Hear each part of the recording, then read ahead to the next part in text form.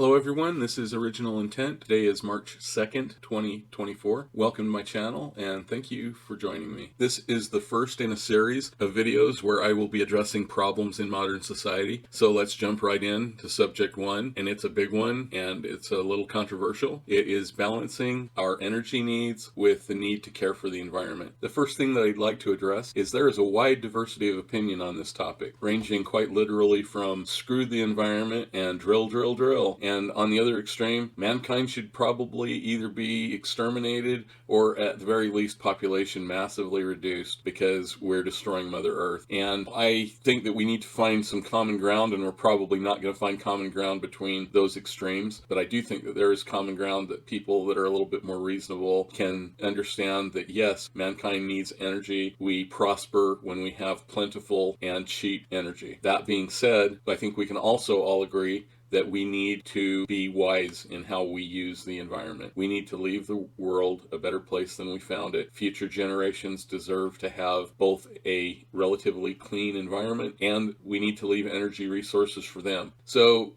while we're probably going to disagree on where the exact balance between those extreme positions are, let's briefly enumerate some goals. Essentially, on the one extreme, energy, the cheaper and the more abundant, the better. Mankind has a right to exist and has a right to try to improve his living conditions. However, I would qualify that there are limits to what we can do in the process. And on the other side, the best way to put it is let's be wise stewards of the things that we have. Again, we do not want to wreck our environment, cause health issues for people or animals or plants. We want a nice place to live. So let's talk about some different types, things that are used to produce energy. The elephant in the room is fossil fuels. Most of our cars are still internal combustion engines, and even electricity, a large amount of the electricity generated is from fossil fuels. We also don't know exactly what the supply is long term. And again, there's a lot of fear mongering that we're running out. I would just say we honestly do not know what the reserves are. As prices go up, it tends to be the case that more and more difficult to extract oil is found. It does also create a lot of CO2 as well as pollutants. And I didn't say CO2 and other pollutants because CO2 is not a pollutant. It has recently been classified as one, but clearly it was done so for political reasons. CO2 has been a natural occurring compound that has been part of the ecosystem for millions of years. Life on Earth would not even be possible without CO2. At some points in the past, it has been much higher concentrations in the atmosphere than currently exist. Before some of you click away, let me quickly concede that from an environmental perspective, fossil fuels are terrible. From the energy side of the equation, it is an exceptionally good option, but from people that care a lot about the environment, it is one of the worst options. It is worth noting that, again, in the past decades, a lot has been done to make fossil fuel consumption cleaner. Regulations on automobiles, as well as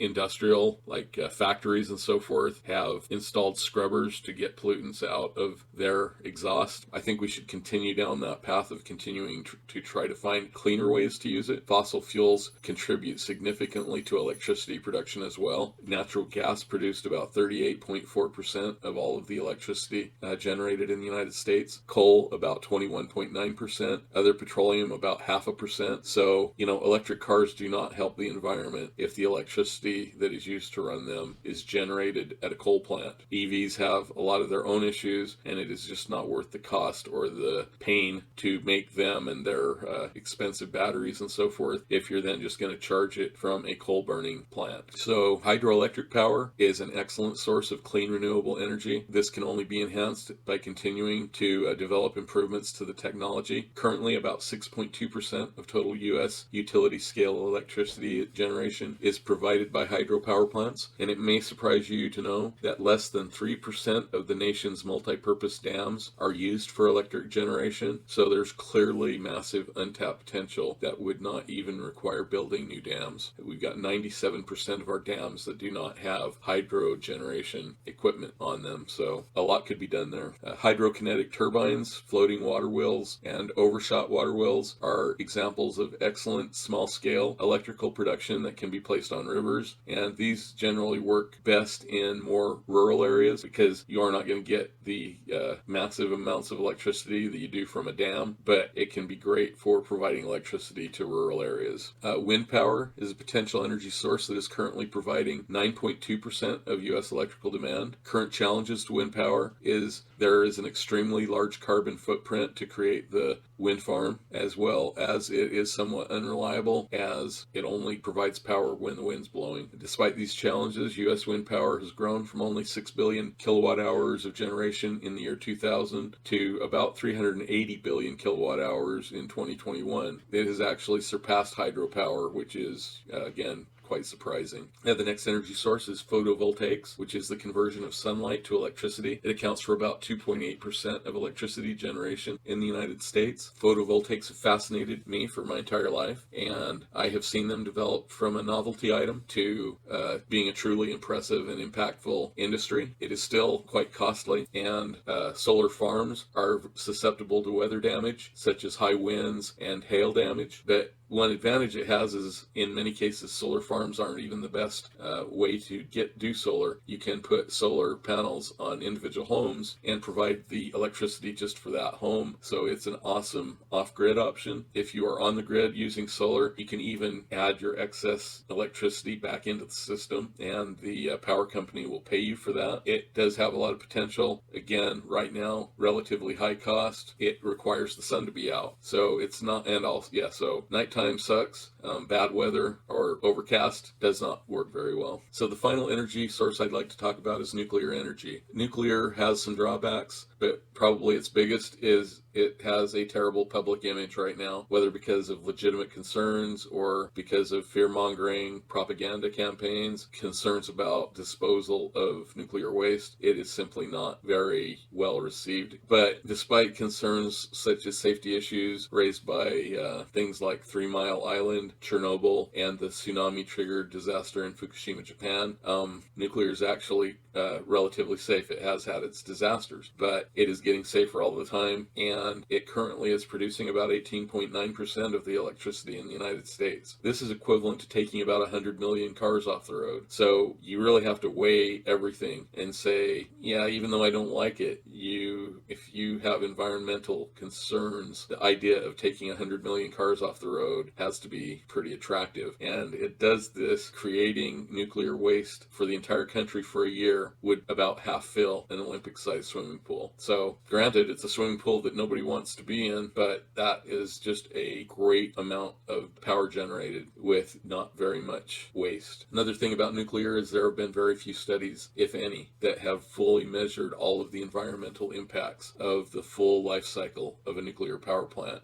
In most studies currently available, things like the carbon footprint of building the plant and also the carbon footprint of decommissioning the plant at the end of its life cycle have not really been studied. It's also known, but not quantified, that as safety features have been added to nuclear plants, the carbon footprint also has gone up, but how much, nobody really knows. So studies need to be done. The nice thing though, nuclear power, even at our current technology level, we understand it pretty well. We can produce safe, clean, and abundant power using nuclear energy. And it seems like that if we want a future that has more EVs and less internal combustion engines, that future must include increased reliance on nuclear energy. With so many other sources that we've discussed, it does need continued research to improve the safety and find better ways to dispose of the waste. Even if nuclear is not the preferred long-term solution, it can provide an important bridge using existing technology to move us away from internal combustion engines and toward EVs, if